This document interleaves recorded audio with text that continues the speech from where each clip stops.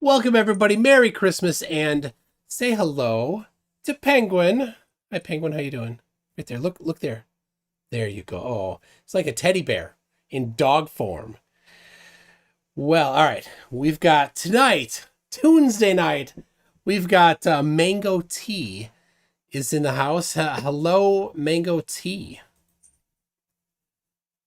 Hey, Mike. How you doing? Back All to right. me. All right. Now he's not on camera, but I'll set up something so that you at least have something to look at to envision while you hear the dulcet tones of Mango T's voice. Um. So you was it 2 weeks ago or 1 week? What was last week? I don't know. You wanted to you connected on a call-in show and you're like, hey, I want to come in and debate you. So that's what we're doing. So do you want to introduce yourself a little bit? So people know, or whatever you want to say, as much or as little as you want to say. Yeah, sure thing. I'm Mango T. I'm a debater. I believe the Earth is flat, definitely not a globe. And I have empirical evidence to show the Earth is flat. All right. Well, might as well let you get going on that because this will be great for empirical evidence. Amazing. I want to begin by first defining the scientific method. I know we had a bit of back and forth last time about the scientific method. You said assumptions are okay. Assumptions is what makes up hypothesis, blah, blah, blah. That's not true. We all know that that is not true. The scientific method is where a theory or opinion which matches what we observe, right? But if something comes along and contradicts those observations, then that theory must be discarded. That is the scientific method. There is no assumptions involved. Do you agree? No, You don't agree. I think the general idea is correct, but I think there's maybe a little bit of corrections to some semantics that might be better. But I think if I could summarize, falsification is important, and everything is always up for potential falsification. Right?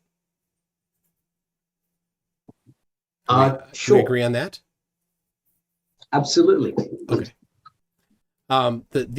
The scientific method, as is sometimes said, is a specific recipe or sequence that some people say you is absolutely to be followed, and that I definitely don't agree with. That's too simple. It's not a dogmatic recipe that you must follow. And I did send you, I don't know if you looked at it, but I sent you a couple things. I sent you Berkeley Understanding Science, and the Stanford Encyclopedia of Philosophy, and then the citation for Karl Popper's the Logic of Scientific Discovery. So those three things are what I generally look to as if I just I'm going to give citations on how science is done.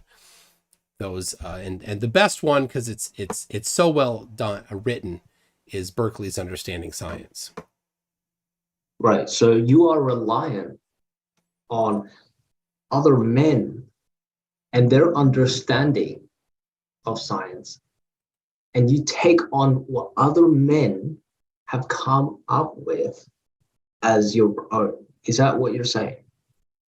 Yes, I would say that the scientists that do science are the ones that are uh, uh, the experts on what science is, and since they are the ones that do science and they have a history of doing science, they know how to do science. It is what they do. They're the ones that get the primary. Um, you know, I'd look to them first, and of course, it needs to make logical sense. And that's the critical part of science. It's an application of logic. So science, even the process of science, does change over time. It's not dogmatic either. I don't think it's the application of logic because Really? You have people like Einstein who consistently promoted the idea of imagination and the utilization of our imagination when it comes to scientific theories. So this idea that you have that it's an application of logic is completely wrong. There are many prominent scientists who consistently utilize their imagination to explain certain phenomena. And that is completely anti-science. And you have to agree with that. No, I would say, in fact, I don't agree with that at all. When you're forming a hypothesis, you can form that using whatever method you want. There is everything is available to form a hypothesis. You could roll random words together if you want, and all you need to do is have a hypothesis that's testable. And if it's testable, right? So random words generally won't make a whole lot of testable hypotheses. So you could use inductive logic to come to a testable hypothesis. You could have a dream and use what was in that dream to form a hypothesis for some experiment to do. The important part is that it's testable, that it's falsifiable. So how you got there doesn't matter. If it's testable, then you can test it, and if it works out, then your hypothesis is confirmed. If it doesn't, then your hypothesis is not confirmed, right? And Okay. potentially falsified even. Right. Right. So are you aware Okay. of the, forget the guy's name, that hypothesized the shape of a benzene molecule, right? A benzene molecule is 6 carbons. And in the 1800s, they did not know what shape it was. They just knew it was 6 carbons. And people were trying to figure out how it was put together. How is it? Because they're doing the chemistry on it. And they're like, well, hold on. The bonds didn't make sense in having it be different shapes. And this guy actually had a dream. And in the dream, after the dream, he's like, wait, what if it's in a ring? What if it's 6 in a ring? And he said, and then it came to him through a dream. And he said, all right, well, let's go test it. And then they went and tested it, and it was confirmed. Okay, see, the problem with that, and using, because we talked about this last time, you said you used a 2,000-year-old experiment to determine the curvature of the Earth. No, I was talking about the benzene ring. And I understand that. But see, the problem with that statement that you just made is that you're using a logical, testable experiment, and you're trying to compare it to a 2,000-year-old experiment that supposedly proves the curvature of the Earth. Those are completely separate I never experiments. claimed, just to be clear, I never claimed proved the shape of the Earth. Well, to be clear, to be very, very clear, in the citations that I provided, none of them will say that science can prove things. In fact, those citations that I gave you will specifically say that science is not capable of proving things at all. Okay, I understand that. But you are using this experiment to show to everyone that the Earth is round. Right? The 2,000-year-old experiment. No, I don't specifically use that. No, I did my own version of it. So it's the math and the idea from it. Yep, I use that, but I did it myself 4 times. Okay. Yeah. And you said that because the light comes through in parallel, that's how you're able to determine the curvature of the Earth. Say that again. Because the sunlight comes in parallel. I didn't say that, no. Is that not part of the experiment? Not mine, no. You don't rely on the sun rays to be parallel? No. You don't? No. My hypothesis for the shape of the Earth, I have 2 of them in this particular.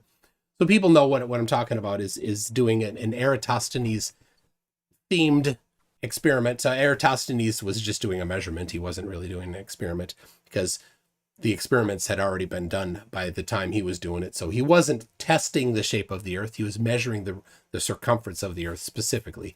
But the circumference and radius are closely related. So I used an experiment similar to that, an actual experiment where I had two hypotheses. One, that the Earth is flat and that the sun is close. The other hypothesis was that the Earth is spherical and that the sun is far. So I didn't say parallel. Sun is far. Don't know how far. Doesn't matter how far, just very far. Right? So there's these two hypotheses. And so then I tested both of them. I'll go through it quick so that the audience is aware of how I did it, right? I measured the angle to the sun on 4 different days. I did it with multiple other people at each day.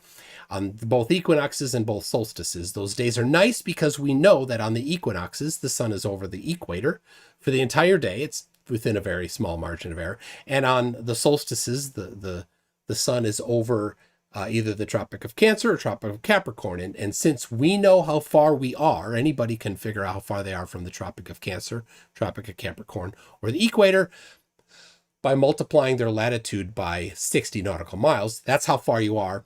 And at local solar noon, it's the closest it can ever be to you because it's the highest in the sky at that moment. So it's due south of you or due north of you, depending on where you live. So you know how far it is, and you can measure the angle. Those two things there, applying perspective, then you can measure the height of the sun. Just applying a simple solving a triangle, which is a required high school topic in the United States here. I did that. In Minnesota, the height of the sun on that day was 2,000 miles high, according to the flat Earth hypothesis. My friend who was in Israel got a significantly different height of the sun on the same day. People at other latitudes all get varying different elevations of the sun on that same day. Well, that doesn't make logical sense, so the hypothesis was falsified. On the other hand, we use the hypothesis that the Earth is a globe and that the sun is very far away, and then we use that to measure the radius of the Earth, again, through solving triangles. And all of us got the same radius of the Earth within a small margin of error, confirming a hypothesis. So that's the overview for people. The deception is multi-layered. It's incredible. Well, people, when they hear what you have to say, definitely show your work here, and you can share your screen if you want. Sure, but before I get to that, the deception is incredible. I mean, the variables that are involved in that experiment, which is the sun, right? Like there's the sunrise. You can't touch it. You're not close to it. You have no idea truly how far it is. It's all based on assumptions. This is the problem that I'm having. Everything about your experiment is based on assumptions. I assume the sun is this. I assume that it's this. I assume that it's that. All right, it fits my model. Okay, it must be true. That is nonsense. That is complete nonsense. Just because the sun's distance from the surface of the Earth varies depending on where you are on this flat Earth doesn't mean anything. It doesn't mean that the Earth isn't flat. It doesn't mean that the Earth is a globe.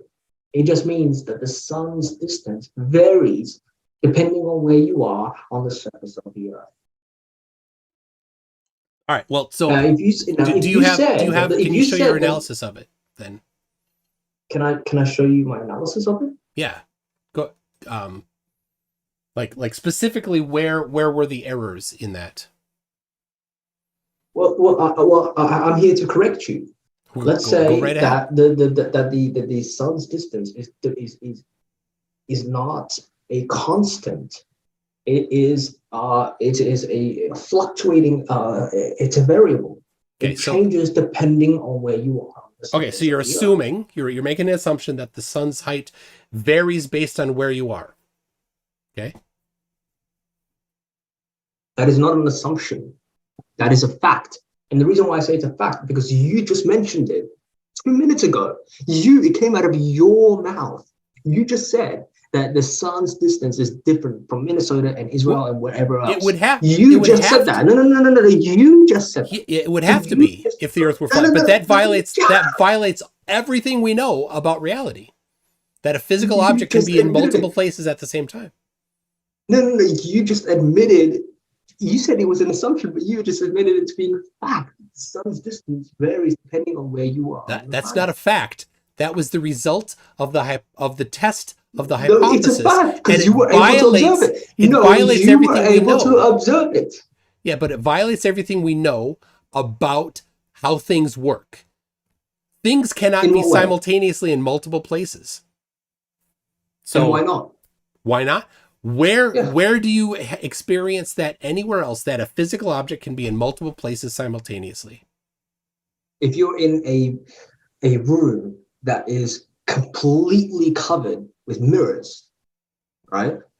It appears as though I'm in a different room. It appears that there's some distance between me and, there's like multiple reflections of me. But and you see multiple is that thing actually in multiple places simultaneously? It appears as though. No, I didn't say appears. I said, is it actually in multiple places? Is it at multiple places at once? Absolutely. It is absolutely, really, you are claiming, I just want to be clear, you are claiming that a physical object is simultaneously in different places. It appears as though it's in different places at the same time. I didn't say appears. I'm saying specifically, is it actually, not appears, actually in different places simultaneously? Just answer that question. That phenomena cannot be discarded because there are phenomena in reality where things do exist. Okay, now you're trying to deflect from answering this very simple question, and I don't know why you'd want to. It's not a simple question. The simple question is: if you've actually studied quantum mechanics, if you definitely would love to see how your application of quantum mechanics to the sun's location or any other physical object's location. But let's just be really clear. This is a yes or no question. Can a physical object be in different places simultaneously? It depends on the object. Well, empirical evidence then. Go ahead. Let's see it. Well, the empirical evidence you just suggested. No, that empirical evidence assumes that the Earth is flat, which is the thing under contention. Wow, you just said that's the thing under contention. My friend in Israel you have to show the distance. No. We're not doing this.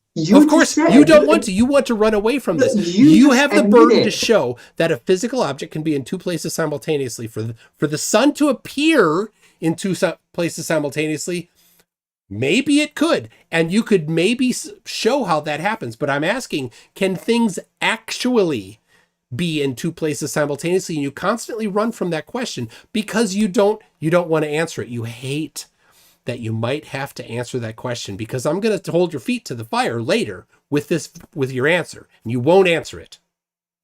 Clip it. You just said that my friend in Israel found out that the sun's distance from the surface of the Earth is different.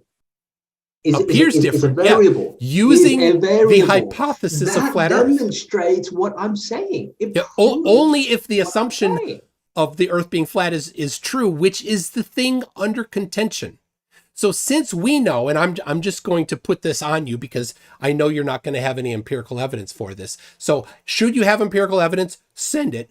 But we know that physical objects cannot be in multiple places simultaneously. Like I said, if you're going to disagree, you will need to provide supporting evidence for that. But in reality, physical objects are in one place.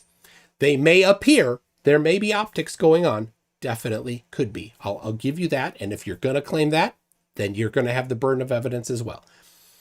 But the hypothesis being Earth flat, sun close, when you do the calculations, you compute the consequences of that hypothesis. You find out that for that to be the case, a physical object must be in two different places simultaneously. We know that's not possible. Therefore, the hypothesis is rejected. No, there are multiple suns. There are multiple. Hold on a second. Yeah. How many? Well, there are 4 quadrants, and each quadrant has a local sun. You're actually serious, or are you a Poe? Absolutely, yes. All right, empirical evidence. Let's see. Share your screen. I want to see it. Unfortunately, I cannot share my screen at this moment in time, but I'm happy to share the evidence with you via email at a later stage. Later, not now. At a later stage, So, yes. so you came to a moment. debate knowing full well that this type of thing might come up, and you can't send any supporting evidence. Well, that is the evidence. I proclaimed it to the world that the reason why the sun appeared, the reason why the distance from the sun's distance is a variable is simply because you're looking at separate objects. So if there are 5 people and they measure different elevations of the 4 suns, and all 5 are different elevations, then what? Has that ever occurred? No. Yes. Again, you are using assumptions. It has happened. Complete nonsense. More than 4 people That's participated in this 4. experiment. More than 4 people participated in this experiment. So if there's only 4 suns, factors. Okay, what are the other factors? Sea level, ground level. There are a number of factors. How do they apply? Go ahead. Explain. Don't worry. I can handle the math. Go ahead, send it. Just explain it. I'll write it out as you do it. I've got some paper ready for you to tell me, and I'll write down the math. All right. Go ahead. Look, I'm not going to say any math at this stage, okay? I'm here to proclaim the science. No, I'm happy to share the evidence with you later. You haven't, yeah. But I'm here to proclaim the science. Well, then send the science. So far, you've only made claims. I'm happy to send it to you. You've only said you haven't done what you said you're here to do. All that you've done so far is make claims. No, but you haven't answered my question. Is it possible that there can be multiple signs? No. I don't think so. I haven't seen the evidence for it. I would need to see the evidence. Yeah, I'd need to see the evidence. And once you see the evidence, would you agree with it? If it was actual, real, good evidence, yes. I'd love to see it, though. Fantastic. You'll be the first. Okay, awesome. All right, now what? I mean, so far you've said things. You said you're going to have empirical evidence. It's like one of the first things you said you're going to do. So are you going to? I do have some more points. Are you going to have to punt and send that later too? Absolutely, I'll send all the evidence, because typically how I debate is I will have a conversation. We'll have a debate. All the evidence, all the blah, references, blah blah blah. We can exchange that afterwards. It's irrelevant. Because if we start sharing evidence right now, I feel like we're just going to go on for hours and hours and hours. Well, yeah, that's the point. That's what we're here for, is to present evidence. So far, you think that a debate is a series of claims. No, a debate is make a claim, provide the evidence, and then give a logical explanation linking the claim to the evidence. That's what you do in a debate. That's the basic form of argument. Okay, awesome. Well, I'm here to come up with. I have another point that I want to discuss. Okay. Your model suggests that the Earth is spinning at 1,000 miles per hour on a 23.4 degree tilt. Is that right? No. I think the words would be better. The Earth is rotating once a day at a 24 degree tilt. So 23.4 degree tilt, is that right? Yes. From the vertical? Yes. Interestingly enough, if you look at the remainder degrees, it comes down to 66.6 degrees from the horizontal, which is really interesting. You're arbitrarily subtracting from 90. That is really interesting, listeners. 66.6 degrees from the horizontal. Yeah. Do you know that on the flat Earth model, the number of degrees from the North Pole to the Tropic of Cancer is 66.6 degrees? What a coincidence that is. Oh my. No, that is complete Do show you know that behavior. on No, no, this no. map, That the is sun complete the show sun rotates at behavior. 1,666 miles an hour or kilometers an hour? Did you know that on the flat Earth That's map? no, no, no. That is completely inaccurate. That is Whoa! Oh, completely that's inaccurate. completely inaccurate. First of all, you're showing a map that isn't even officially used Oh, by the finance community. where's the map? Can you send me the map? I'm happy to share the map with you. In fact, you're gonna love it because it looks absolutely pristine and amazing, and you're gonna be like, "Oh my Oh, god, this is send it. accurate." Send it. I'll I'm put it up happy on to the share that screen with right you. now. Can you email it to me? Okay, hold on. Just give me 1 second. Let me quickly find it. I hope it's not the goatsy picture. Absolutely not. I'll send it to you. Just give me a second. This is Do why I you, don't like to share evidence because it takes a while and things have to do. But I'm do you happy know to. that it's 156.6 degrees from 180 degrees? No, no, no. An Any arbitrary 666. That's not number that you true. subtracted. That's not true. That's not accurate at all. It's complete false. Complete lies. All right, I've done a poll All right. while you're looking for that, so you can send it to me. The poll on whether or not you're a Poe so far is 82% yes. Well, I mean, There you go. this is what happens when you have conflicting viewpoints. People aren't willing to listen to others who have different viewpoints. And I'm asking you, send it. I'm sending it to you right now. This is the problem with sending information, is that it takes a while. It's amazing though the internet does enable these things. So I'll have it in a second here, people. You're gonna see the map. Don't worry, I'll make sure it's not the goatsy picture first. For fun, just so you know, people. When scammers, I sometimes answer those phone calls and I deal with the scammers and they're like, you need to go buy an iTunes gift card. I say, oh, I went and bought it. They're like, okay, you need to tell me the number. I'm like, hold on, can I just take a picture of it and send it to you? They're like, yes. So I send them the goatsy picture. For some reason, they stopped responding. I just sent you the map. Have a look through. It's amazing. It's amazing. All right, I got it here. It's the same map. Oh, it's not the same map. Oh, it's not the same map.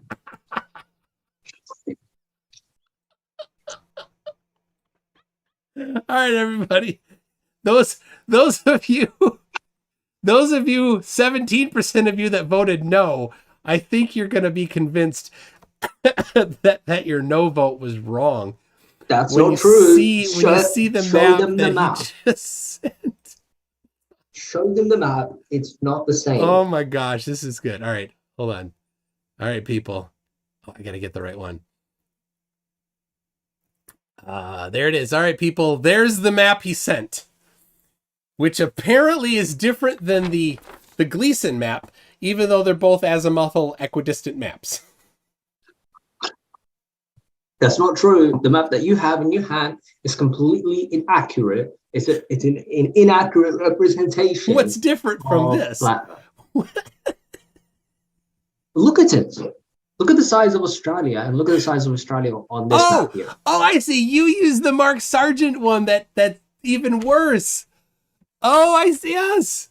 No, that's not true.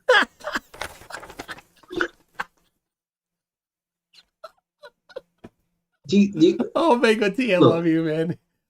Look, listeners. Look what he's doing. He didn't answer my question. Why is it 66.6 on the horizontal? Like, you still haven't answered Mango, that. you cracked. No, I haven't cracked. I heard you crack. You're laughing. I'm just like, why is you laughing? Why are you laughing? All right. Well, thank you very much, Mango T. I wasn't sure at first, but now I'm convinced. You haven't answered my question. Why is it 66.6 degrees from the horizontal? It's not. But anyway, PT Tony says, emailed you the paper, but better. Enjoy. All right. Thank you. Thank you, PhD Tony. I see the email. The Sun Express says Pythagorean theorem, 2,500-year-old experiments still used today to build houses and aircraft and triangulation and life-saving counter battery. Again, you're running away from the 66.6 degree from the horizontal. But it's not. It's from the ecliptic, which is just an arbitrary piece of math that you chose, that flurfs choose. You're not a flurf. To try to make some sort of a suggestion. And are you suggesting that is? Are you saying? Are you admitting that this is a coincidence? I'm admitting that it's not even the right number, because you arbitrarily chose to round to 3 digits, and you arbitrarily chose to subtract from 90, and you arbitrarily chose to somehow suggest that 66.6 is the same as 666, which it's not. Believe it or not, they're actually about a factor of 10 apart from each other. Multiple of 10. All right, hold on. But by the way, guys, it's 66, irrespective of how many digits. The first 3 digits are 666. That actually is all that needs. If you rounded 2 digits, it's just 66. All right. If you rounded 2 digits, blah blah blah. No, we're looking at the accurate. But why did you arbitrarily subtract from 90 for no reason? Why is that? Because it's I'm showing you how, all right, this works. Okay, look at this. Here's flat Earth science. Flat Earth science 66.6 degrees from the horizontal, guys. Be aware of that. Flat Earth science says that it's 66.6 degrees from the North Pole to the Tropic of Cancer. On the map that you gave. On this map right here. Where'd it go? Oh. Wrong map. Oh, did I close it? Oh, there it is. Okay. Here's your map. On this map, it's 66.6 degrees from the North Pole to the Tropic of Cancer. So why is it 66.6 degrees from the North Pole to the Tropic of Cancer on your map? Oh, is that because arbitrary? You're using a map. Look at Australia. Look at Australia. It looks like a sausage. It's the same on this map. It's the same as this map. It's not the same. No, it's not the same. Oh, where is the Tropic of Cancer on this map? It's not the same. Look at the map that you showed. It's completely different. Where's the Tropic of Cancer on this map? You're being very deceptive right now. Hey, Mango. Hey, Poe. Hey, Mango Poe. Where on this map is the Tropic of Cancer? You just call me a Poe? Yes. I'm not a Poe. Yeah, you cracked already. On this map, where's the Tropic of Cancer? The Tropic of Cancer is in the Northern Hemisphere. Yeah, at what, where? Well, do the math. I'm asking you. This is your map, not mine. You're the one that's the expert in this Mark Sargent map. This isn't a Mark Sargent map. I've never seen Mark Sargent use this map. This is the map that Mark Sargent brings around with him in that little dome. If you've seen him ever in an interview, this is the map that he has. He has a coffee table in his bedroom on the upstairs part of his mom's house that he lives in that has this exact map in it. So this is Mark Sargent's map. Because it's an accurate representation. So you say, but Australia is the east and west edges of Australia don't match the longitude that they do in reality, according to this map. But anyway, what the point is, where is the Tropic of Cancer on this particular map, Poe? Unfortunately, I can't do this at this time, but I'm happy to do and provide you with the details at a later stage. And then why on your map? Why does the sun travel around your flat Earth here at 1,666 kilometers per hour? It does not travel 100. Are you saying that's a lie? Is it just a coincidence that it travels at 1,666 kilometers per hour on your map? Again, guys, chat. Remember what he said. He said he doesn't even believe in flat Earth. Why is he using flat Earth arguments? This is your map. Crazy. It's just your map. Crazy, bro. Like imagine that. Like imagine using opponent arguments when you don't even believe in it. So Glober Mom says his empirical evidence is as real as flat Earth. PhD Tony says real people measure angles in radians, not degrees. I apparently am not a real person. I do prefer degrees, though I certainly can do it in radians. 2 pi radians is 360 degrees, but I do No. like Don't degrees. look at other alternative forms of measurement. We're focused on degrees, degrees here, because that is the consensus. That is what is commonly used. Okay. No. So 66.6 degrees. Remember that. On your map, exactly. I know, it's crazy. No. On your On your model. map. All right, 66, Corbin X says, tell him 666 isn't the original number for Satan. It's actually 616, and it was translated wrong due to cuneiform differences across civilizations. Cheers. There you go. Now you need to start looking for 616. The Union Ranger says that 666 proves nothing. It's not actually empirical evidence. And NA says decimal point matters. Hail Santa. We're getting close to Santa time, and Mango Tea, Santa's not going to bring you any presents if you can't be truthful about being a Poe. Well, Santa is just Satan with the words mumbled up. And that's exactly what that is. All right. So, Mango Tea, what is your real YouTube handle when you're not poeing? It's Mango Tea. But when you're not being a Poe, what's your YouTube handle? Well, I'm not a poet. This is my belief system. And if you disagree with it, well, that's unfortunate. All right. We're gonna do another poll. I have so many more talking points. Oh, well, go Why ahead. Why are you running away? Yeah, let's hear it. Well, let's hear. Sure, absolutely. You want to share your screen? Unfortunately, I can't. Unfortunately, you can't. Of course, I forgot. Anyway, it's enabled in Zoom. If you want, you can share your screen. Okay, so there's this. Are you aware of the Hubble telescope? Yeah, I have. If you look behind me here, I have a Lego Hubble right there behind me. It's only partially assembled. Interesting. Was it responsible for taking images of the sun? I don't know, but I think the Hubble does not do the sun because it's too bright. It was. No. It was traveling towards Venus and Mercury, in between that area. Wait, what supposedly, was? according to your according to your model, it was traveling in between Mercury and Venus. And what it was doing, it was actually taking. What was traveling between Mercury and Venus? The Hubble telescope. Oh, do tell us more. Supposedly traveling. I don't believe in any of this, but supposedly. And it was taking images of the sun, and I was like, oh, that's awesome. That's interesting. Okay, wait a minute.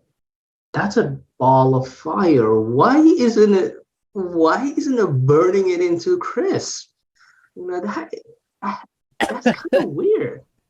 Like, without an atmosphere to conduct or convect the heat away, the temperature will rise to over maybe, thousands of degrees Celsius. And the telescope would fry into pieces. It would evaporate. So How is that possible? Which telescope is this? The Hubble telescope. And when was the Hubble between Mercury and Venus? Yes, it traveled all the way between Mercury and Venus. When? This is from the NASA website. Oh. And how is it that the Hubble telescope did not just evaporate? Yeah, I'm wondering where was answer my question. Where on NASA's website was? You are running away. You're not answering my question. Answer my question. How is it possible that it didn't just shrivel up into little pieces? Okay, that's easy. It was never there. All right. So wow. It's in orbit around the Earth. Never went close to Mercury or Venus or the sun. Okay, next Poe evidence. Go ahead. Wait, you haven't answered my question. I did. It was never between Mercury and Venus. What's your next one? That's not true.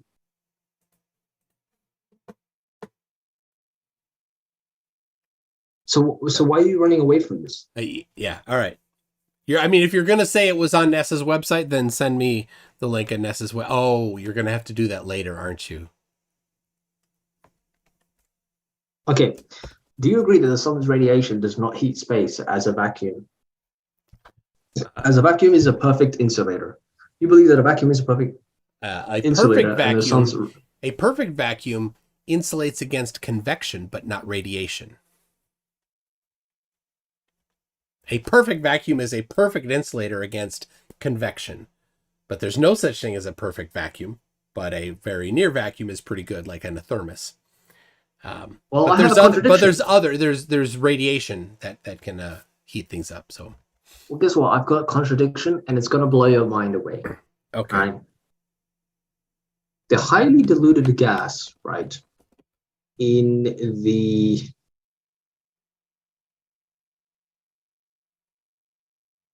in this specific in this layer.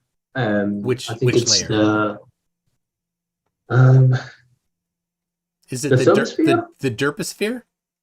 It's the thermosphere, I believe. Okay. But there's this layer in the atmosphere that can reach about 2,000 degrees, right, Celsius. Okay. During the day, right? Okay, but what is it? I prefer it in sheep units. What is it in sheep units? Now, even though this temperature is really high, right? Supposedly you wouldn't feel warm in the thermosphere. You wouldn't feel warm because it's so near to the vacuum that there's not enough contact with the few atoms of gas to transfer much heat. Is that right? Correct. Yes, correct. Yeah, I mean you're showing way too much understanding for a flat earther. So kind of Poe on display here. Underestimate your opponent. Do not underestimate your opponent, no matter what. I don't worry. I'm not going to underestimate my opponent. Opponent. What's that? That'd be you. You cracked again. Anyways, the sun's radiation, right, does not heat space. Clara Microraptor has contacted the police, and they will arrive soon. The NASA anti-Poe agents have brought their best team. Well, look, you're running away from my argument. You haven't addressed anything. You're a 666 global earther, and you have to be aware of that. I like that your accent changes. On the weekend to make money, do you go to a club and do any pole dancing? Yeah, I do actually. Yeah, I enjoy it very much actually. Yeah, I'm sure. Send videos. I'm happy to do so. All right. Let's see. Anyways, the sun's radiation does not heat space, right? Because it's in a vacuum, and the vacuum is a perfect insulator, right? Not a perfect insulator, but close, very close. Yeah. So when the sun rays hits an object, right, then the heat is absorbed and its temperature rises. Would you agree? When the radiative heat from the sun when the sun rays, yes, the sun's radiation, right? Yes. The transfer, heat radiation. Yep. What's the formula for the amount of energy in a photon? I'll get to that. Okay. But when it hits an object, it's easy, right? You know what it is, right? No. Let me address my argument. Okay. When it hits an object, then the heat is absorbed and its temperature rises. Would you agree? Yeah. Okay. So, without an atmosphere, right, to conduct or convect the heat away, the temperature will rise. Would you agree? Yeah. Okay. So these satellites, that are in space, supposedly near the sun, taking images of the sun, taking images of Mercury, images of Venus, orbiting Venus, orbiting Mercury, orbiting these planets. Which ones are orbiting currently? Even the Earth, actually, even the Earth. The fact that it's orbiting the Earth, it should disintegrate because it cannot handle the sun's radiation. All right, you're stretching a little too much there, Poe. What are you talking about? This is on the NASA's website. Oh, yes, of course. Of course it is. All right. The Sun Express says, is Mango Tea the Antichrist? Asks that. And then says 13 minus 1 times, that would be M for mango, minus 1 times 14, or A, right? M is 13, A is 1, N is 14, G is 7, O is 15, and then the letter T is 20, right? And so you get 13 minus 1 times 14 plus 7 plus 15 plus 20 minus 5 minus 1 equals 666. Therefore, you are Satan. And Sun Express, send me that link. You are the Satanist. You are the one that believes in globe Earth in the 6.6 degrees. Hey, what poet wrote the poem The Raven? I have no idea. I didn't read poems. Sure. Sun Express, send me. Can I ask you something? Do you worship men? No. So why do you take information from other men as truth? I take it as knowledge and evidence. How about that? Nevermore. Edgar, and complete this phrase. Edgar Allan. I don't know what that is. Is this the Pushytron guy? What? Are you the Pushytron guy? I have no idea what that is. I do have one final argument. And It has to do with the moon. Okay. Now you say that the moon reflects light. I heard you in your last debate. Reflects light, right? Yes. Okay, awesome. Before I get into that, I want to touch a little bit on the surface of the moon. Why are all the craters on the side of the moon where there would be the least amount of craters? You would expect the least amount of craters on the side of the moon that we all observe. Can you explain why that is? Well, number one, you have what did you say that the least? So what is the number of craters? We would expect that there would be at least significantly more craters on the other side of the moon. By how many? Than the side that we what observe. factor? Factor of 10, factor 20, factor common sense. You know, if you're an object and there are other objects that are coming. Well, you have a face, right? If someone threw a fist at your face, I would block. Your face would be okay. You would block, but like your face would be the target. It wouldn't be the backside of your head. So again, with the moon, why is the backside of the moon have more craters than the face of the moon? How many craters are on the back versus the front? Well, based on the fake imagery from NASA, there's a significant more craters on the backside of the moon. The moon. What's the number? You must have counted them. What's the number? Significantly more. If you look at the imagery, you can. You don't need to count each and every single crater. You can clearly tell how many craters there are by just quickly observing it. For reference, people, this is a Nasopachromachy. Oh, this one. There you go. And Picasso Honoromachy right there. Right, and then you've got Yuck Pseudomachy right there. Pseudomachy right there. What do you think? How's your Korean? Mine's terrible. But if somebody's trying to hit my face, I'm definitely going to try for something like that. Unlike Bryce Mitchell did this weekend, if you watched that, he blocked all of those punches with his face instead of his hand. Not the recommended method for blocking a punch. Right. Again, this is just an analogy to craters hitting the moon. I mean, sorry, not craters. Meteors, etc. Other objects flying across space apparently hitting the surface. Matt Klein says he's wrong. The far side of the moon actually has fewer craters and is quite smooth comparatively. That is complete buffoonery. Well, send your detailed analysis. I've seen the NASA images, Which, by the way, the NASA images, can I just say, the NASA images, you know, the side of the moon that we all see, it Do looks your amazing. best job channeling Jaren while you say this. Just No, Jaren, just leave me out, hear me out, hear me out. The side of the moon, so NASA has a Jaren. 3D rendition of the moon, okay? And the surface of the moon that we observe, you know, it looks amazing. It looks detailed. It looks fantastic. But the side that we don't observe, for whatever reason, it looks pixely, doesn't look like it's high resolution. It's kind of weird. It looks like Interesting. what they've done is they've It, glued in.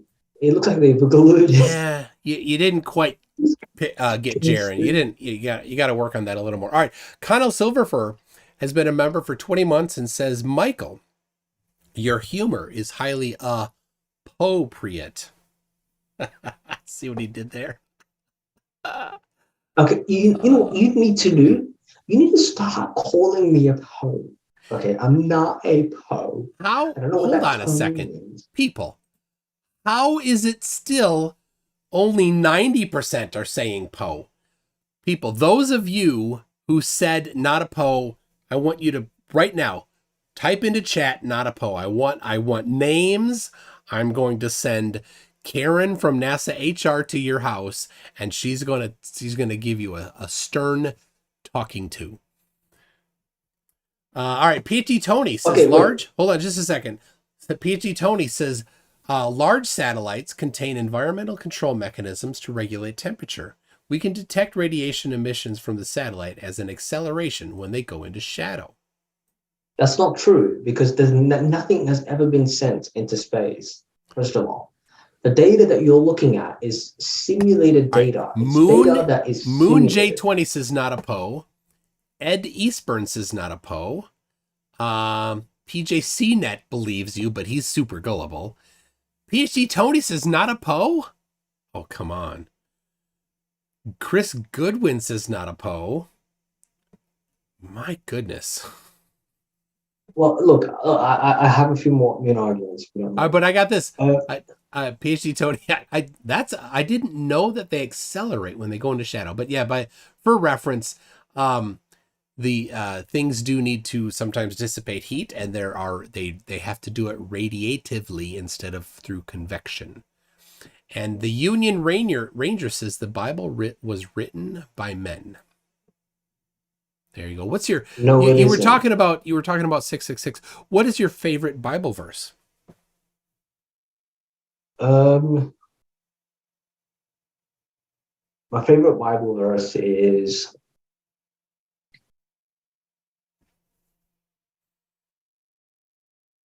there's so many. I really enjoy I really enjoy the parables from Jesus. A lot of his parables Like are which really one? good. The vineyard. I really enjoy that one. The what?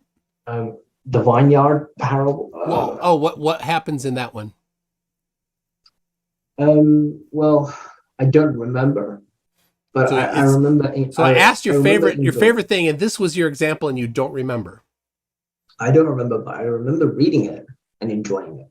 Okay. Those who were curious. Right? Those who were curious about have you changed your mind, or have you switched from not a Poe to Poe yet? No, again, you're being a dishonest interlocutor. Ask me to say. Go ahead. A Bible verse. Go ahead. Okay, tell me a Bible verse. John 1:1, in the beginning was the Word, and the Word was God, and the Word was with God. And you jump down to verse 12, it says, the Word became flesh and dwelt among us. You see, if you were actually concerned about the number 666, you could have said something. Wait. So you are a Christian? Yes. Well, if you look at the Old Testament, there are two gods. There's not just one God talking. There's two gods talking. All right. Yeah. PJCnet. See, PJ, have you changed your mind yet, PJC? Because you should have said a particular verse that's on somebody's tombstone. What verse is that? No, you haven't listened to what I said. No, You no, think that of there's course I one haven't. God talking in the Old Testament. There's two gods that are talking in the Old Testament, and you're not even aware of that. How do All you right. say that you're a Christian? PhD Tony changed his mind. All right, who is still, and in the chat, who is still thinking not a Poe? There's Just two say. gods in the Bible, and I can happily explain that to you. I can happily explain. Glenn Selch. Glenn Selch, I am not a young Earth creationist. I'll tell you that. So, Would you like to hear how I've been able to decipher two gods from the Old Testament? no. Okay. Would you like to hear my many more moon arguments? However, Yes, that definitely. Let's hear it. okay. Well, according to astrophysicists, the moon, the reason why we see the same face of the moon is because we're in some mystical, magical dance with the moon, and that's why we see the What words? same face of the moon What do they every use to single describe it? night. What's the there's two words in particular.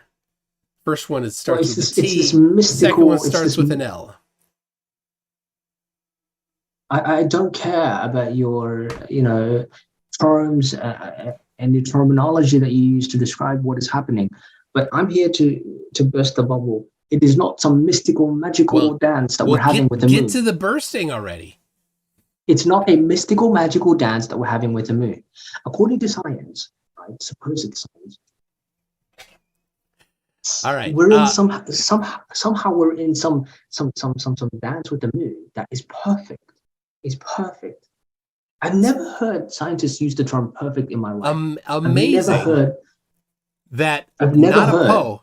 Oh, hold on. Oh, we got a not a Poe from Extra J. Keep him going. I want a bingo. Hi, Helco. Helco says, remember your accent, Poe. You cannot let that fake accent slip if you're going to be poeing. No, but you haven't answered my question. Which one is that? Why is it this specific phenomena of the moon orbiting the Earth and we only see one face? Why is that specific phenomena perfect, whereas everything else that the scientists describe about our universe is imperfect, unpredictable, and completely random? Easy. It's not perfect. There's lunar libration. This is good. These are good questions. I need to hold on. I got it. I'm looking for something. Hold on. There it is. Hold on a second. I'm gonna. Oh, that's already used. That was before. I down here under my thing. I have my stack of bingo sheets. So I mean, does it count if you get bingo with a Poe, people? So anyway, yeah, the orbit, the tidal locking is the words you were searching for. Is what causes us to see, for the most part, just one face of the moon, but it's not perfect. We see a little more than 50% of it because it goes back and forth a little bit. So why doesn't the moon orbit around its own axis? It does rotate on its axis, not orbit. Rotate. See the contradiction there, guys? He says that it orbits around its own axis. Sorry, rotates around its own axis. Rotates, yes. That's so interesting. Like, here, watch this. Watch this. Guys, it's rotating. Sorry, it's rotating around the Earth. Sorry, it's rotating on its own axis. It's orbiting around the Earth, and somehow it's able to continue to maintain some of this magical, mystical dance. All right, so let's. I'll show you. That is insane. Let's. I'm gonna have you see this little nub, just the tip here, right? You see that little nub? I'm gonna point that towards me. Now, this is the axis. You can see the axis is that bar magnet is 66.6 degrees, by the way. All right. So now I'm facing the moon, and the moon is facing me, and I see just the tip. Just the tip is facing me, and then 666. As it orbits around me, I can still see just the tip. It keeps going. I can still see just the tip. Keeps going. I can still see just the tip. It has moved 180 degrees, or for PhD Tony, pi radians around me, and simultaneously it has rotated on its axis. Pi radians. Over here, remember the tip was pointing the other direction. Look at that. 180 degrees, pi radians. It rotated on its axis and it orbited at the same time and at about the same rate. Amazing. Again, what they're trying to get Okay. you guys to believe in is that the Earth is somehow in a mystical, magical dance with the moon. Hold on. I gotta read something. Connell Silverfur says most Christians can name the Bible verse that's most significant for them. For Connell Silverfur, it's 1 John 1:9 that says, if we confess our sins, he's faithful and just to forgive us our sins and purify us from all unrighteousness. What's yours? Look, if you're a Christian, then you should be aware that there are two gods in the Old Testament. All right. The fact that you're Connell not aware of Silverfur that, says potatoes, boil them, mash them, stick them in a stew. All right. It is getting a bit tedious here. PG Tony says just the tip and only for a minute. excuse me, that is completely inappropriate. What? I was talking about this right here. Oh, right. All right. All right. Well, I don't know. It's been real. I mean, it's not been real. It's been completely fake. Excuse me, I am not fake. Oh, I forgot. I gotta fill this out here quick. So let's go here. We've got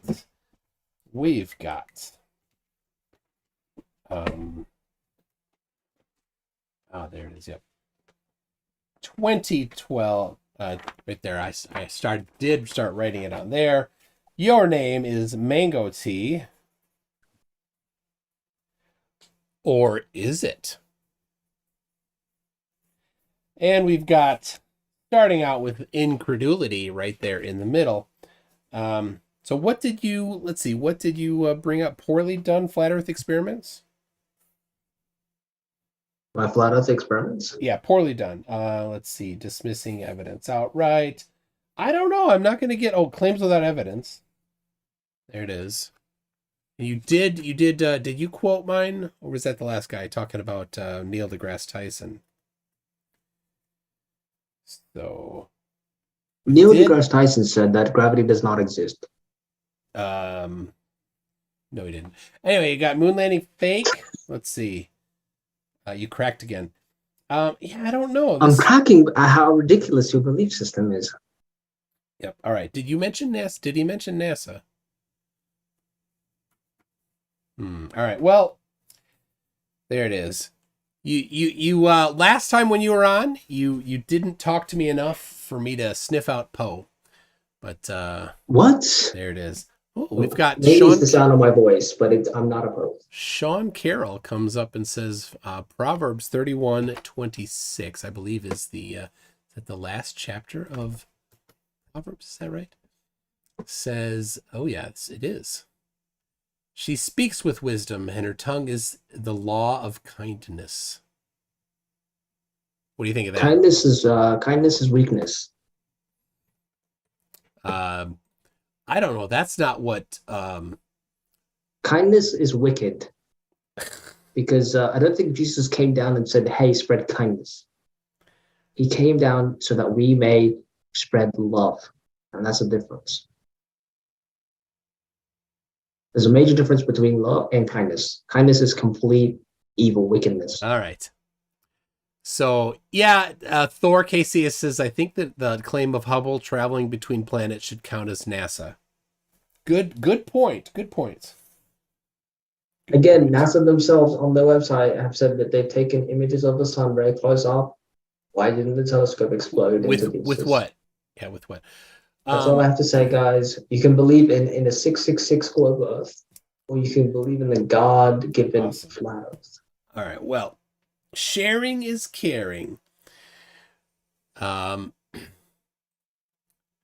see. Ooh. Hey, by the way, Jesus is a flat earther. I have heard real flurfs say that. But anyway, it's been good Mangpo tea. Can I just say one more thing? Jesus opposed institutions and the worship of men.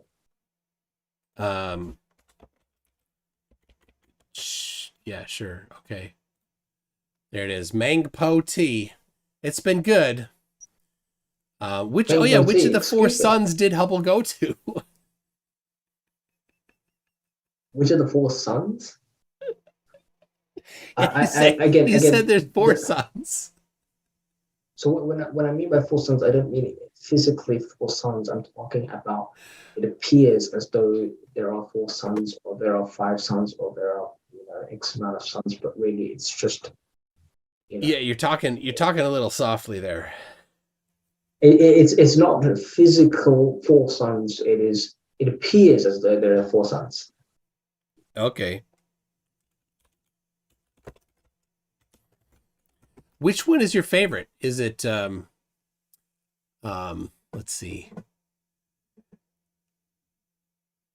Of the Friendship is Magic group, which one is your favorite?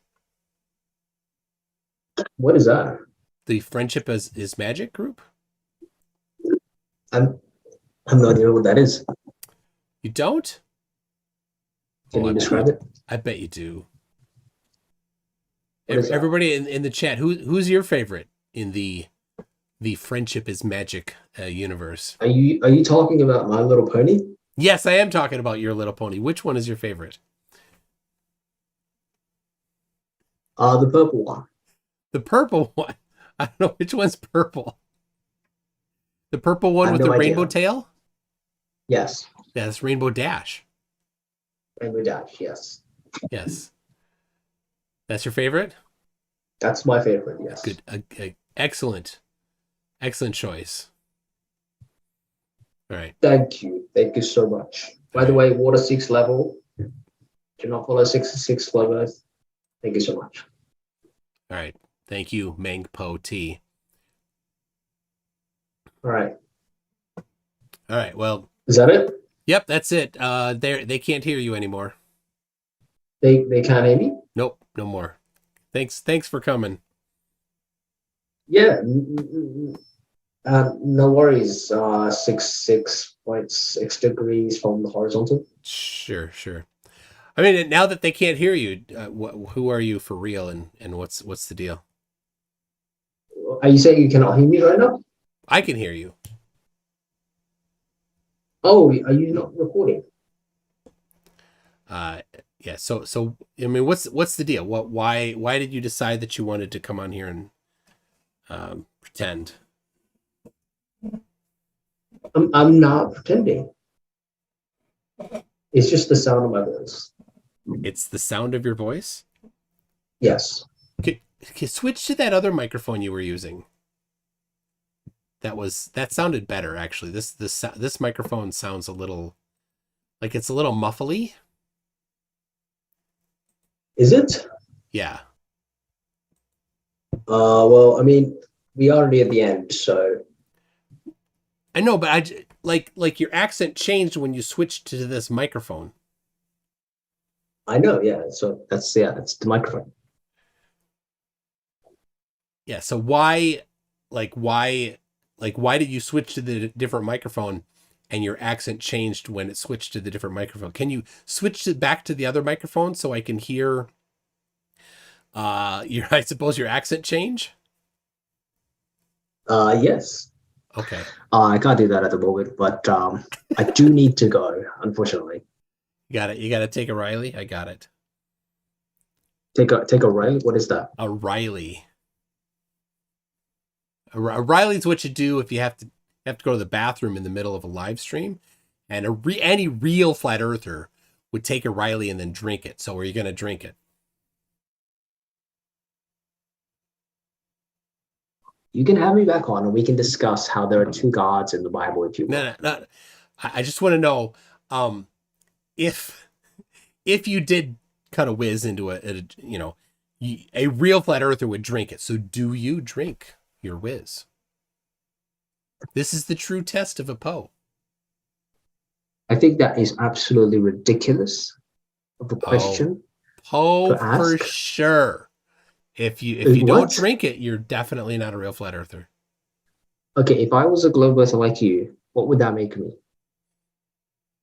That'd make you a Poe. Sorry, if I was a globe earther.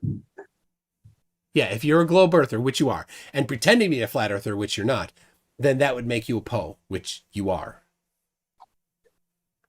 Look, I don't know what this terminology is, but I All right. suggest that you refrain from using such terminology.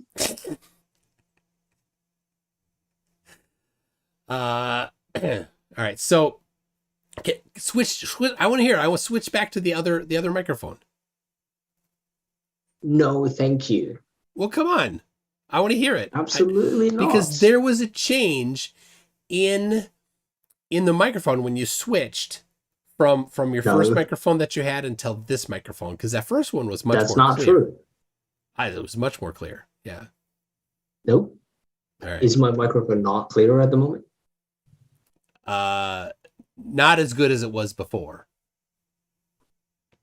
That's unfortunate. I mean, the chat have responded, so I think it's okay. It sounds like you're in a bathroom actually right now, which would kind of be a little flirty. It does. Okay, well, that's interesting. Maybe it's just All right. bad Well, microphone. anyway, thanks for stopping by, Mangpo T. So you can see yourself out. All right. Well, thank you so much. 6.6 degrees from the horizontal. Have a From lovely the day. ecliptic. So, all right. 66.666. That's all All smothered right. all over globe Earth. You can disconnect whenever you're ready. All right. Goodbye. Adam says, "Hey Toon, I want to brush up on my math skills. Can you recommend any books? Geometry and onward." I would whatever, I don't have any particular ones. It depends how you learn best, of course, and that's one thing. If you look at how schools teach, they have to hit the whole audience. And the whole audience is, everybody learns differently. So since everybody learns differently, then they cover a bunch, right? Some people read, some people by doing book work, some people by lectures, some people by whatever, and different stuff. So that's one thing. If books are what's good, but I don't have any particular things to recommend though. So, but if if you do like videos, Khan Academy, they have a website that's very good. It's a full coursework. You can use that. Yeah, is this Branch from Discord? I don't recognize the name Branch from Discord. I don't know that many Discorders. So, Tacos Jamos for 1,024 huffs says, my favorite is Judges 1929. I'm going to look it up. I want to make sure. I want to make sure that this is what, because I'm not familiar with it.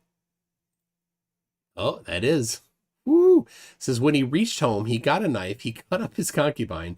He cut her into 12 pieces. He sent them into all the territories of Israel. That is pretty brutal. That is pretty brutal. Wow. I don't know if that was something he was supposed to do. I don't know the context of that. That sounds like it's probably an example of what not to do. So, Cretan Bull says he sounded like Dion Smo.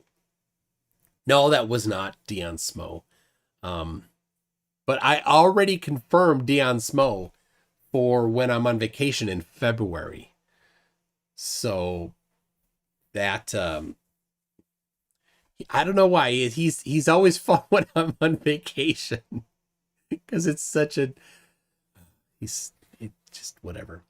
Anyway, yeah. So definitely Mango Tea was a Poe. PhD Tony says, weird. I thought the parable of the Good Samaritan was about being kind.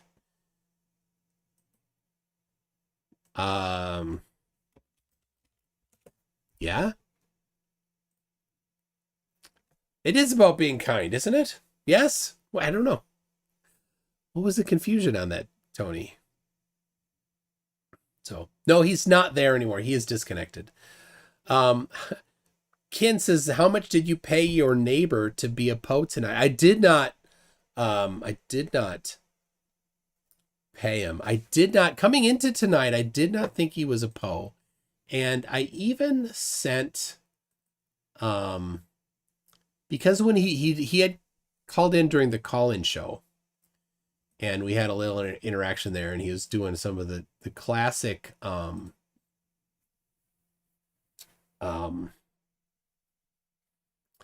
classic flurf like science denialism. So I actually emailed him the 3 citations that I was going to use for how to do science, the 3 I mentioned. So yeah, thinking that he was a legitimate flat earther, and for the beginning part of it I did, but then when he started going into, when he sent the map, I'm like, hold on a second, that's the same map. And then then absolutely confirmed when he got Hubble, when he thought Hubble was between Venus and Mercury. So there it is. All right, we got people are quoting Bible verses. 2 Kings, let me look it up. 2:23 to 25. From there, Elisha went up to Bethel. He was walking along the road. Some boys came out of the town and jeered at him. Get out of here, Baldy. They said, get out of here, Baldy. He turned around, looked at them, called down a curse on them in the name of the Lord. Then 2 bears came out of the woods and mauled 42 of the boys. And he went on to Mount Carmel from there, returned to Samaria. Well, that's amazing.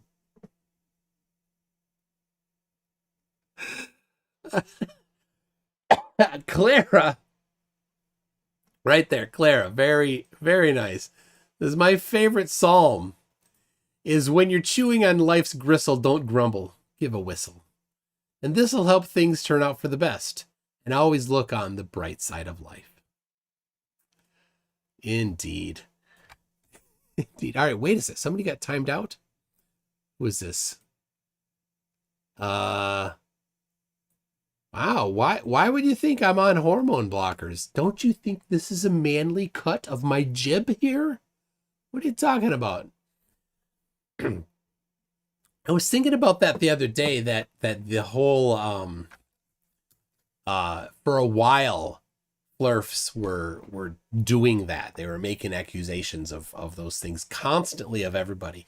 And they go in phases, and right now that's not the thing, but maybe to this person it's important to him. All right, we don't need to be quoting Bible verses here, but I mean, if that's it, then we can do it, I guess. If you just can't get enough. This Matthew 7:15-16 says, "Watch out for false prophets. They come in sheep's clothing, but inwardly they are ferocious wolves. By their fruit you will recognize them. Do people pick grapes from thorn bushes or figs from thistles?" That's a great thing. Now, so reading that, by their fruit you will recognize them. Flat earthers who ponder somebody like Nathan Thompson, by his fruit you will recognize them. The fruit, the stuff that comes out of him, the stuff that he produces, the character that is who he is, that he puts on display. I recognize the fruit from Nathan Thompson. And if you saw DFE's video on Jaronism, where how he was treating Brenda, I recognize the fruit from Jaron. I recognize the fruit from Santos, right? It doesn't take a whole lot of pondering to see what kind of people these people are, right? There are some that are good, and they don't want, right? Whitsitt, he's a turd, but he's not like Thompson or Jaron. for the most part, right? I mean, he's full of crap, but he's not like them. Hesse versus John 11:35. Jesus wept. Yes. All right. Quote the Book of Armaments. Glenn Selch says that I'm condescending and arrogant. Well, Glenn, thank you for that candid analysis of me. You're free to come on here anytime, Glenn Selch, or should I say Gleam, and condescend or not to me. So say, hey, I've got a few minutes before I need to. Before I don't need to. I can go all night if I want. But send me an email, Glenn Selch, and you can pop in right now, and you can see if I'm condescending. But of course, yeah. But sometimes, if somebody makes a claim and then can't back up that claim and still sticks with the claim, I don't know. Is condescension the right response to that? I think so. Yeah, Clara, Microraptor says, it's hard to not sound condescending when you need to teach adults math that we teach to children. True. Brenda says Gleam. Yeah, so I have a screenshot of Glenn Selch responding to a question asked of Gleam's music. And Glenn Selch responded as Gleam to that question, talking about his music. Gleam's music, calling it his music. Glenn, I mean, tell you what, Glenn, come on, just come on, and so we can hear your voice to hear whether or not you're Gleam. How about that? That'd be great. The Katsumi Cavalier says, I want you to know, MC2 Live, that as remembered, judge not lest ye be judged yourself. Now I have Metallica's Holier Than Thou in my head.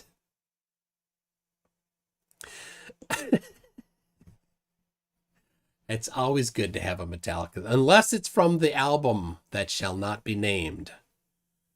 Those songs need never be in your head. All right. Glenn Selch says, I'm not Gleam. I'm not convinced. All right, I'm going to have to. All right. I'm going to get the screenshot. I got the whole screenshot here. All right. Is this, let's see. Did I put it in where it should? Oh, I did not. It's in my screenshots folder.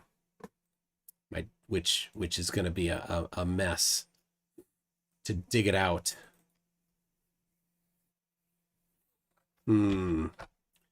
That's going to be difficult to dig out. I'm going to have to look and look and look. I have all right, let me see. Oh, I think it. Did I get it? Is this it? I was just randomly looking. We got Glenn. There it is. Glenn. I got it. Well, you're going to love this. I mean, you're going to have to explain this. Why? And Glenn, just send me an email. You can come on. You can explain how this happened. How did it happen? It happened on November 15th at 6:42 p.m.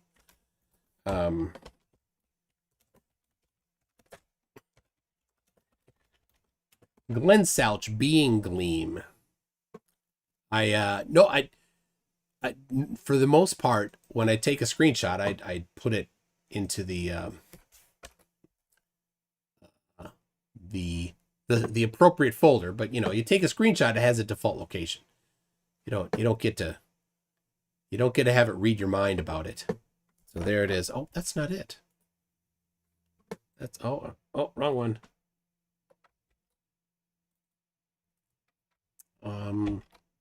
Dog. There it is. Okay, wrong one. I found the right one. There it is. All right, you're gonna love this, Glenn. You're gonna love this. This is gonna be amazing for you, Glenn. And for you, I mean, maybe you're not, but this tells me that you are. Right? I don't know how this could be taken any other way. Hey, Blue Marble Science, glad you're here. All right. So right at the top there, which you can't see, I'm gonna have to fix that. There it is. We've got Gleam right at the top talking. So you see that it says Gleam says, yes, stealing my auntie's and uncle's blood. Sorry that hurts you. I was born in the UK and sorry race is a problem for you, bro. And then we've got Gleam coming down in a little bit. Oh, there it is. So there's Glenn Souch saying, how could my music belong to someone else? So you can see that we've got this Reposindan says, Gleam, just tell the paid musicians to do the jink, jink, jink, then you're a musician. So you can see here, Reposidam, I don't know how to say, I'm sorry, I'm saying it wrong, whatever. It says, if you're a musician, you can create your own style, but instead you stole someone else's music. I don't know what this was about, but see, stole someone else's music. You see that? And then we have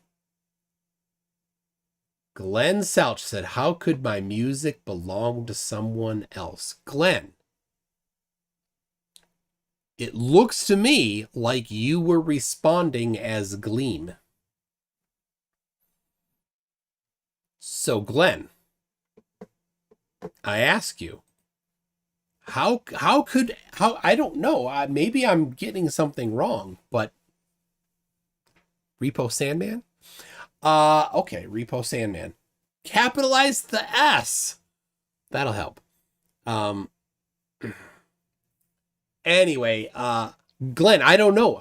To me, this says that you were responding to Repo Sandman with your other account because you're Gleam. So, I don't know. Glenn says, did you not see what Repo Sandman said? Yes, Repo Sandman said right here, Gleam, if you're a musician, you can create your own style, but instead you stole someone else's music. That's what he said. And then not Gleam responds, how could my music belong to someone else?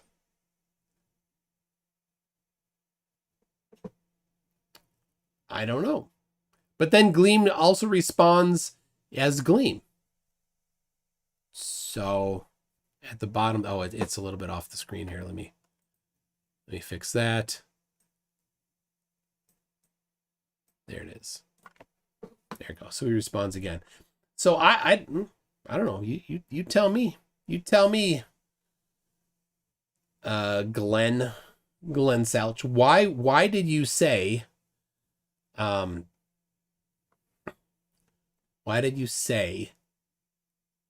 talking about how could my music belong to someone else? Why? That's my question. Why did you answer that way? You were defending Gleam with a rhetorical question. Maybe. I mean, it's not important, but it still speaks to me that it's I don't know. Evidence leads me towards something here.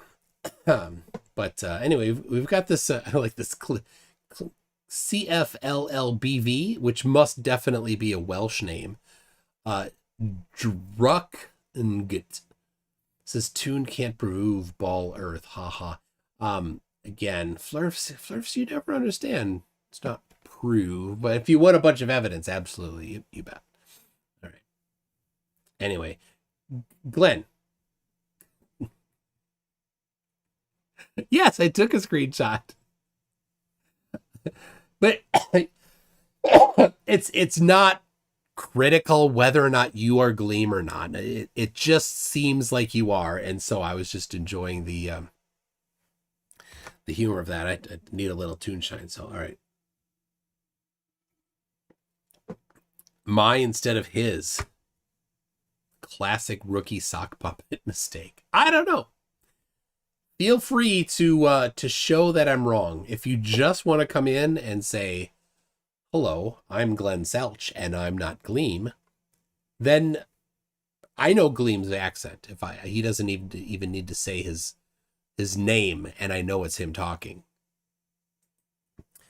So I'd be happy to do that if that's all, and then there would be no question. Or you could do nothing, and I probably won't bring it up again because I don't care much. So anyway, let me. Looks like that froze. Wrong one. That's why. There it is. Okay. Well, people, he's Gleam Geary.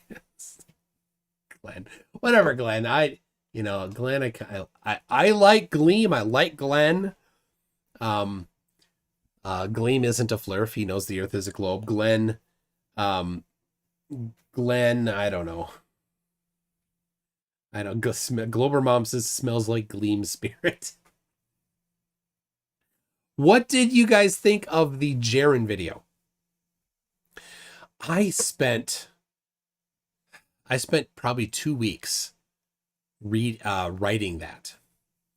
I wanted it to be really good, and I saw a thing that I don't think anybody had mentioned before, and put it together that look, he would not have redacted that information. If you haven't seen it, you're gonna miss a little context here, but he took an ISS transit screenshot from the website, and he redacted a few pieces of information. All of this stuff is globe-based geometry stuff. And so he redacted it so that people could not find his home, because he filmed it in front of his house. Right in front of his house, and I've confirmed that since I made the video. So why did he do that if he thought the Earth was flat? Because all of that globe data would not work if the Earth were flat. Mute Donkey, don't put your money where Jaren's mouth is. That doesn't sound safe. Well, I think we're all pretty safe knowing that Jaren won't be publishing the unredacted version of that.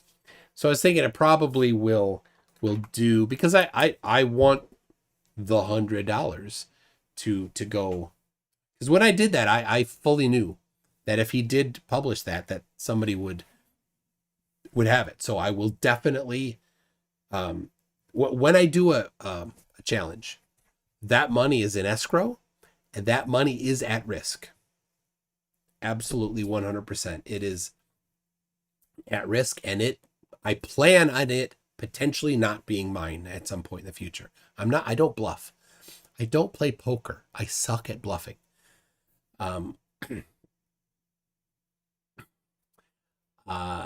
So anyway,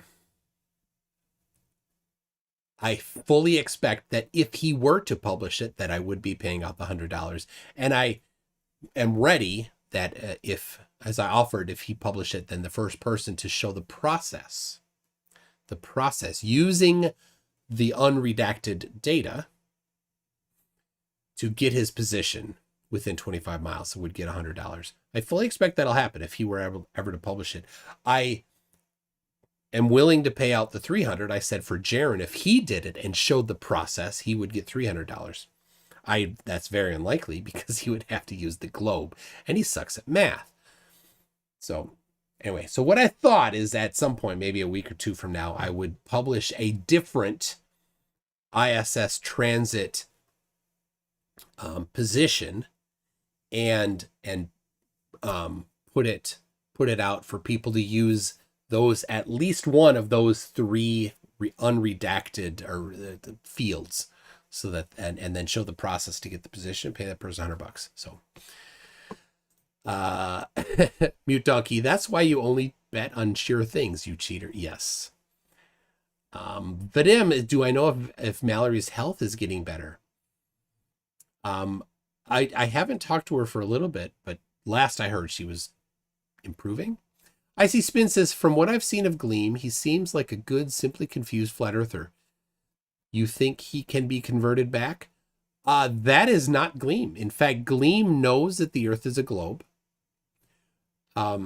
He writes GPS software, but he uses what he calls the Machian principle, or he says that he's a Mach earther, M-A-C-H, from Ernst Mach, who's one of the early logical positivists. He says that that particular position means that the Earth could be both flat and spherical simultaneously, that it presents itself in both ways, which of course is ridiculous. But Gleam is a contrarian. He hates going with the mainstream.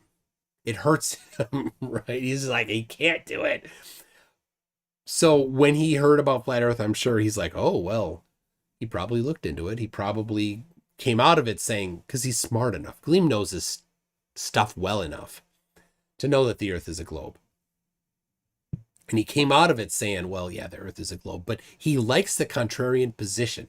So he's adopted this contrarian position that he goes along with flat earthers and tries to find things that maybe sort of could have made almost, but not quite, show that the Earth is flat.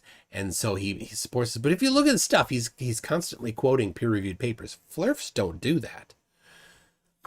So, all right. Gleam is a deadweight social loss who will provoke an argument and pursue it to the end of the world just to be a pain in the rumpus. Yes, he is. Yes, he is. And Icy Spin, Gleam doesn't, he doesn't say it much, but if you ask him the right way, he will answer it to the affirmative that, yeah, he knows that the Earth is a globe. So like something like he said when I asked him, he said, well, if he had to put money on it, he'd put it on the Earth being a globe. So, all right. Well, people, this was fun, sort of, almost, kind of. Thank you to Mango T, Mangpo T, for being a Poe, I guess. I don't seek out Poes if I think that they are a Poe. I don't generally debate them, or make sure you understand it's satire, right? So Glenn says he's not Gleam, and I don't believe in a globe. Well, tell you what, Glenn, if that's the case, then you're going to need to prove it. And the only way that I accept that, since you're not going to come on, apparently, the only other way is that you must purchase and use this. That's the only way to convince. You must purchase and use the Gleason's map blanket right there. That's it. That's the only way. So buy that, send a picture of yourself wrapped up in the Gleason's map blanket. And then I might believe you. I think I could be convinced by that. And then for bonus, you could get the Gleason's map pillow, which is $27.77. So if you see, it's got 3 sevens in a row. Therefore, little baby Jesus in the major approves of it. And they'll probably get a full set of Gleason's map towels, beach towels to bring to the beach to show off your true fluffiness. Again, you can see it's $37.77. So once again, approved by little baby Jesus in the manger. And then, all right, who is this? Those look like Chinese characters there. Says Gleam just does it for attention. He's a narcissistic contrarian begging for attention. Sad little man. Well, that is one way to take it. When it works is he likes the Jarenism video. Well, thank you for that. I'm hoping that Jaren really loves it. I emailed him. He did not respond yet. But that does remind me. That does remind me of one thing here. Anyway, so anyway, Glenn, let me know. Send the pictures of when you get this. When you get this. The pillow, the map, the blanket. Here is the email sent from Jaron to Bryant. Now, I did redact Jaron's email address there, so you cannot send an email to him from this. There it is. I cannot read that out loud. But he is speaking about me.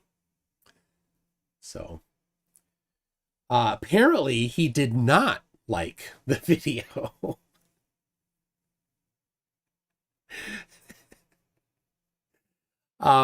I Can Science That says, to be frank, they know the globe math works, but they still deny that it's a globe. Yep. And that's the really weird thing from them, that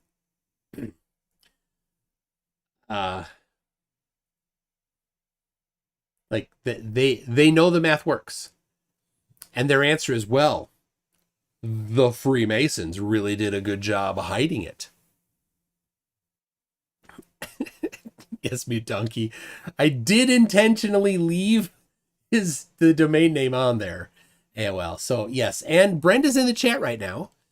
And thank you, Brenda, for being in the chat. And that is who he was talking about. So Brenda, you are welcome here all day, every day.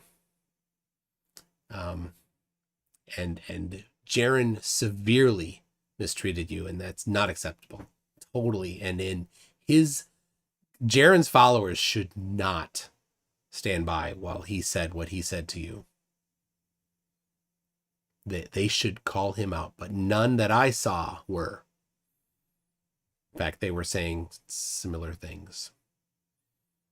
So I'm sorry that you were on the receiving end of that, Brenda. It was quite horrible.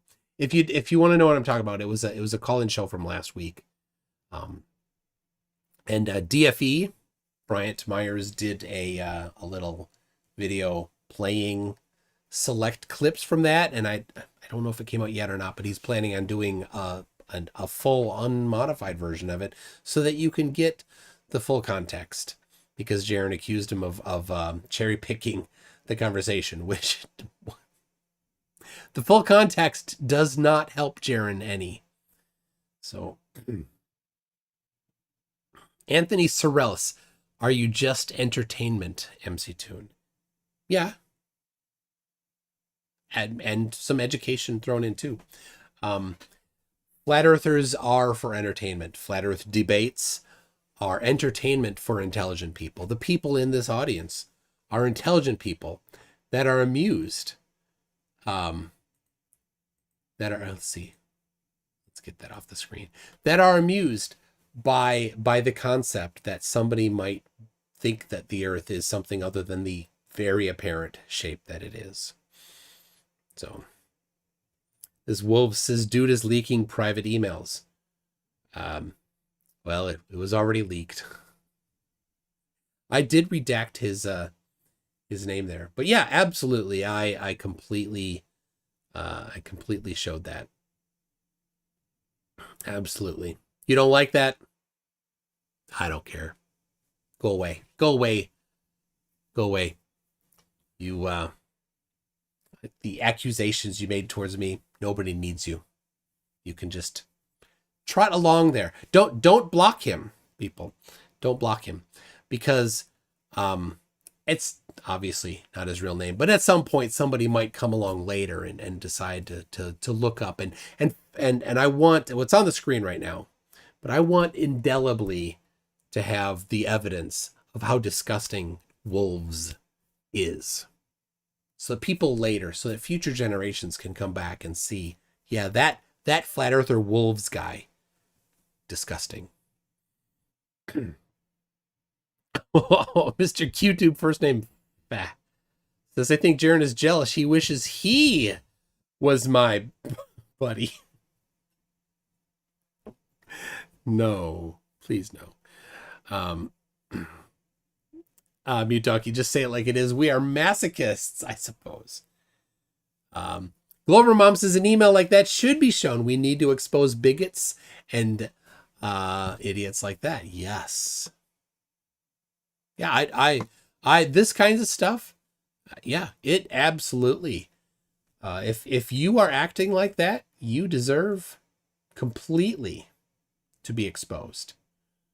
Right? I have a whole folder of stuff like this. Right? Let's see here. Let's see. Oh yeah, here's a good one.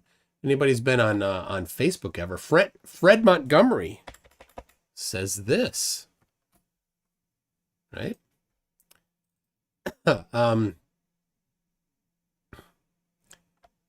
Here it is. Here is Jack from Sheffield. Says he wants to maim me. Right there. Right. We've got Jay Roveda says that he wants to put me in his wood chipper. We've got Jay also, again, repeating his talk about wood chipper. Right. Well, here, this is a lovely one from Jeff Moores. Right there. And then we've got John Puckett, who may have passed away. I don't know. I won't shed a tear for him from that.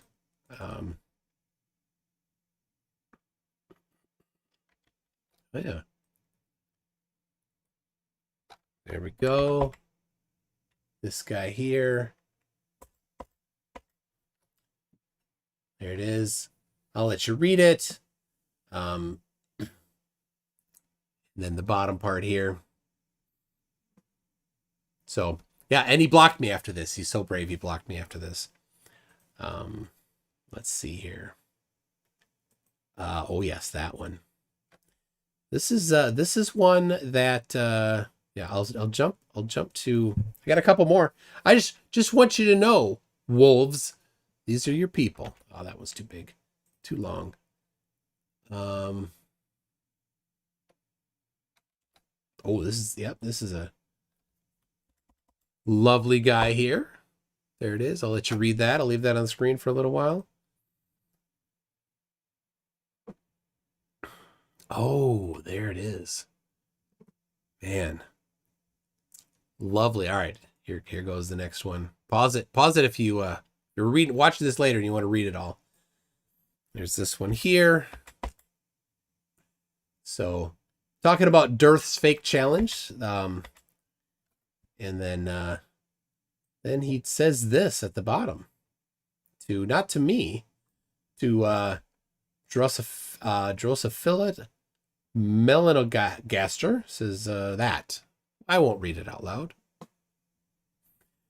Let's see. All right, and then this final one here. This was just recently. So let's see. Yeah, I saw this guy, Paul Wellington, 3406. Starting with that. And then he sends me this. I responded. Paul Wellington, 3406. So this was on a comment. I did not approve this comment on YouTube. In fact, I reported it, which means that I don't get to see it anymore. But I did get a screenshot of it. I reported that to YouTube. And then I asked him, hey, Paul Wellington, 3406, could you tell me your real address and phone number so that I can contact the police to let them know that you're doing this. And also so that your friends and family can know that you're saying these things, right? So I asked him right there. I said, well, I mean, you made a threat like that. So your family and employer need to know that you'll go around making threats like this. And rather than back off and say, ooh, I went over the line, he says that there below. So I'll zoom in just a little bit so you can see right there the what he's going to do when I asked about the threat that he made. Right. So Paul Wellington 3406, please send your contact info. The police, your friends and family and employer want to know who you are. Right?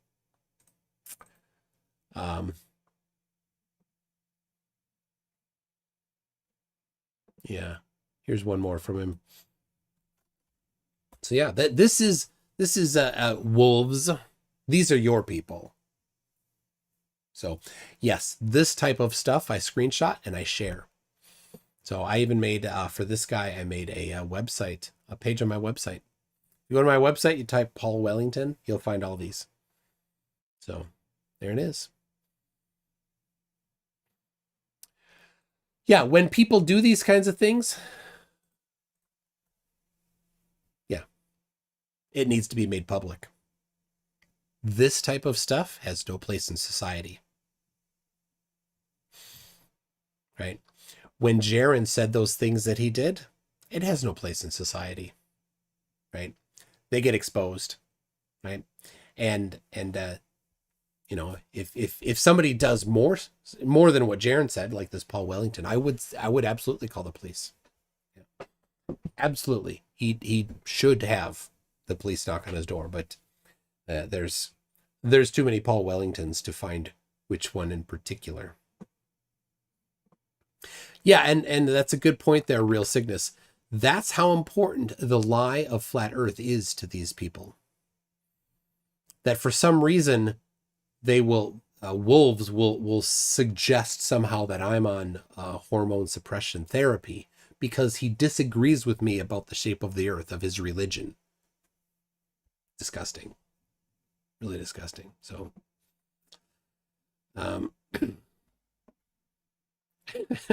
P.T. Tony says, Glenn Selch, you are fractionally less antisocial, but not a lot. You lie to others, impede the progress of science, and are an obstacle to society.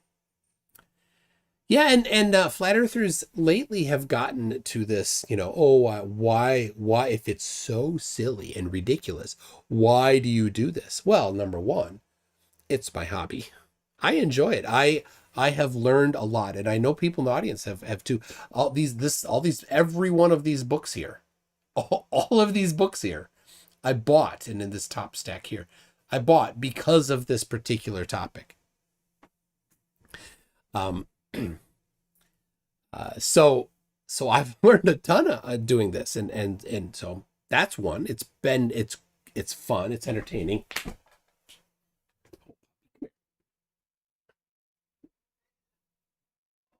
Puppy's been sitting by my feet this whole time. So, all right. But I do need to, I need to wrap this up. It's been almost 2 hours. Let's see. M2M says, Witsit claimed on Geo's server, a Discord server, an argument with me that flurfs never make threats. True story. Ask him next time you see him and show him those. Mention my name if you like. Yep. Glenn Salch, isn't that slander? Isn't what slander? Isn't what slander? I don't know what you're talking about in particular. Timbo Turtle says, do you put a P in front of puppy? Yeah. And this girl's name is Penguin with a silent T at the beginning. So why are so many flurfs so toxic? So I don't, I think it has to do with the type of person that becomes a flurf, right? They're already mostly of a particular, you could draw a couple Venn diagrams of where they sit in society. So that's why you tend to find that they do things like this disproportionately high. Of course, everybody does these. It doesn't matter what, you'll find that amongst the general population too. But it seems to me, non-statistical, but it seems to me that it's in higher proportion. So William Foley says, Tea Puppy Treat Fund. Are you you got to be careful. She'll chew on these. So if I have my earbuds sometimes, she'll try to chew on them. So, all right. You going to give me a little? No? Okay. Well, people, thank you very much for joining for this incredibly Poe-ish time. So, all right, what are you doing? All right, everybody. I've got gin next week. Gin. Oh my gosh. Gin. I've got 2 lined up already for next week. So gin and somebody else. I'll tell you quick. John Ferry says, I've learned what a dickhead witsit is. Well, yes. All right. Gin and then, it was going to be I was going to host one, but then one of the guys had to back out. And so it's just going to be me versus Nick, a guy named Nick. So anyway, there it is. Oh, I won't drink any gin when talking to gin. So let's see. All right. Anyway, people, thank you very much for coming. Thank you to Oh, she's biting me. Don't bite. Don't bite. Thank you for the super chats, the members and patrons. It makes this hobby able to not have to not drive Lyft and Uber. So Matt Puttock says, Turtle, and now to Puppy, you're killing my name. Oh, thank you for that. All right, we'll see you later.